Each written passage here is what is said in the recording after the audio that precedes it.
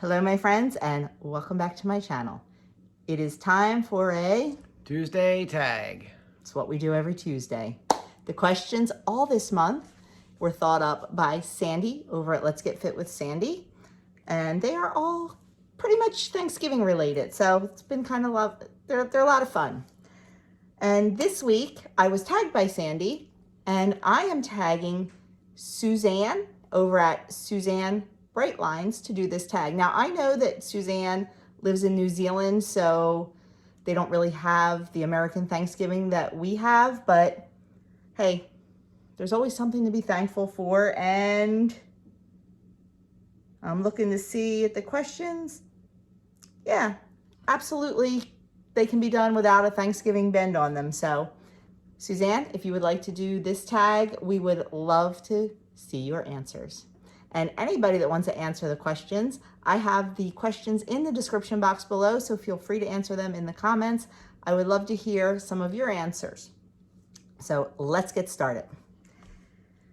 It is a who, what, or why tag. And the first question is a hard one. Should have thought about these. Who would you thank if you could thank one person, living or dead, for his or her influence on your life?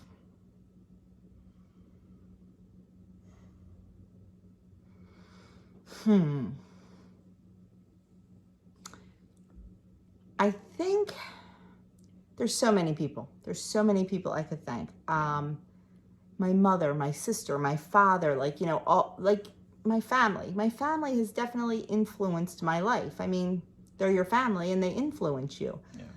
But I think I'll go like a little outside the family part, and you probably won't be surprised to hear this, but Mother Teresa, well, Saint Teresa of Calcutta now. I have been reading a lot of her writings and things, and just to be that selfless and that focused on doing good for other people, it's just amazing. It's just amazing. And just when you think, yeah, I do good things and I volunteer and I contribute, and then you read about her life and it's like, I don't do squat. So I would definitely, I mean, if you watch my channel, you know I reference Mother Teresa all the time, and I just absolutely think she's wonderful. So that's who I would say, Mother Teresa. That's a good one. Yeah, and I agree. There's all kinds of family I could say influenced my grandparents, my parents, my old pastor of my old church. But I'm going to cheat, and I'm going to say you. Me? Yeah. I only drive you crazy. No, no, you're. I don't know. I'm gonna say you. Your selflessness, and I don't know. You inspire me. Oh. Number 2. What is the one thing you like to do with your family?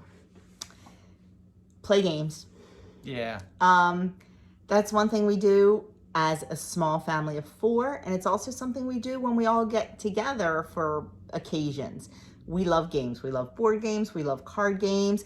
We love games like I can't wait until, I'm hoping and praying that it works out Thanksgiving weekend when my nephews are in from, they're where they live now, which they don't live far, but just for everybody to get together. I'm hoping we can go do an escape room, because like that is something we love to do as a large extended family.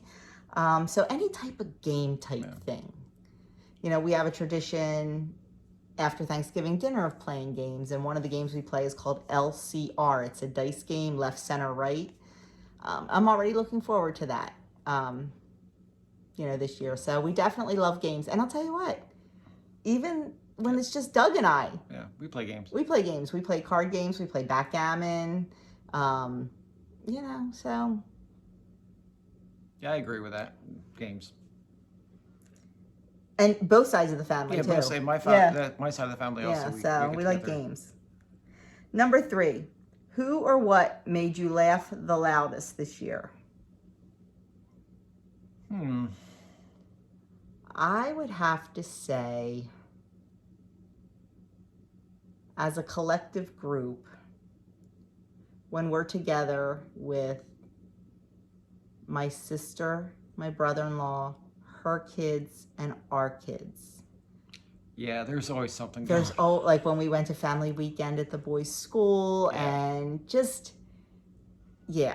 because when my two nephews and my two kids get together, There's always something. there's always something. Stories. There's just the stories. Oh my gosh, when we went to family weekend, and we had a little miniature birthday party in our hotel room, like I was crying laughing just because of the stories. And they're stories we've all heard a million times, but They're just funny. and yeah, and like when we get talking about my mom and just some of the funny stories with my mom and all, so I would say collectively as a group, it's that group that definitely makes us laugh the loudest. They're rowdy. They make us roll our eyes a lot too, don't get me wrong. Oh yeah. Number 4, what are 3 things that always make you smile? My boys, all 3 of them, definitely make me smile. Fresh flowers. And I have a husband who likes to spoil me by bringing me fresh flowers. So fresh flowers on my kitchen table or on my counter always make me smile. And I would say, there's so many for this last one. Can I finish? Yeah. I'm sorry. A well-prepared meal. A meal that I really put my heart into. Like, you all know that, since January, we have been 95% cooking from scratch. So it takes me a little bit of time to prepare meals sometimes. And I put a lot of effort into it. And when it just comes out perfect, or when that bread just rises to the top of the pan, or when the mayonnaise comes out silky smooth, or, whatever. Like, just a well-prepared meal or food item makes me smile. It makes me feel accomplished and proud. Maybe that's superficial. I don't think so. Family makes me smile. Just being together with family. Specifically, this may sound corny, but babies. Like little babies, just happy babies. Happy babies. Put it that way. Not crying, happy babies. He's surrounded by them all day, every day. Well, Monday to Friday. They're not always happy. And if you didn't know this about us, when we got married, our intention was to have at least 6 children. Yeah. Things didn't work out that way, through no fault of our own, but that's okay. Yeah. And so kids are definitely huge on the. And the last one I guess would say is nature, like a really pretty sunset or a cornfield, or it's just something really pretty in nature. Number 5, what friend or family member do you wish was at your Thanksgiving dinner table this year? No brainer. Her mom. My mom and dad. Yeah. Even though my mother hated Thanksgiving. Yeah, that's true. She did. Oh my gosh. She didn't hate it, but there was always something that happened around Thanksgiving. That was not good. Like, somebody was sick or somebody died or. Yeah, there was always something going on. So my mom was not a huge Thanksgiving fan. It was a bad time of year. It was, but I don't care. I love it. Yeah. So I wish, of course, my mom and dad. And I'm sure you would say. I would say my dad. Yeah. Your dad. Yeah. Number 6, what is your favorite tradition? If it's Thanksgiving tradition, it would definitely be making my mom's stuffing. That's good. That's good. My mom makes the best stuffing in the world. No, you do. And I'm teaching Andrew how to make it. So Andrew and I make the stuffing together every year now at Thanksgiving. So that is definitely my favorite Thanksgiving tradition is learning from my mom and now teaching Andrew. I should probably write it down. Oh, actually, it is written down because I do have it on my website. Oh, okay. So, yeah. Time out. I know, time out. Sorry about that. I don't know if you could hear Aria was whining to go out. So we didn't want it to escalate at all. Yes. So your favorite tradition? My favorite tradition. Make it a Thanksgiving one. A Thanksgiving. Just getting together with family. You know. I don't know. Okay. This is the first year in a couple that I'm not doing a turkey trot for Thanksgiving. Usually Thanksgiving morning I do a 5K, but I'm not doing it this year. Yeah, her and Adam. Yeah, and my sister and my brother-in-law, they're all still doing it. As of right now, I'm not, because we may have some other plans for the morning of Thanksgiving. I'm not sure yet, but we'll have to wait and see. Number 7, what strange or quirky traditions or superstitions do you have? Oh, my life is quirky. I don't know. What strange or quirky traditions or superstitions? I'm not superstitious, so I'm not too superstitious. I'm trying to think of a quirky tradition that we have in our family. What kind of quirky Thanksgiving tradition? I always have to serve cranberry sauce, even though I don't think there's anybody that actually eats it. I don't know, maybe people do. I just don't pay attention. Quirky? I don't think we have anything quirky. No. Would you rather be Charlie Brown or Snoopy, and why? I'd rather be Snoopy. Why? Why? Because he's always happy. Well, usually happy. That's true, and Charlie Brown's such a sad sack. Yeah. Everything works out for Snoopy. Yeah, it really does. Yeah. But it works out for Charlie Brown, sort of. Like, I'm thinking Charlie Brown Christmas. Yeah. But all he did get for for Halloween was rocks. I got a rock. I got a rock.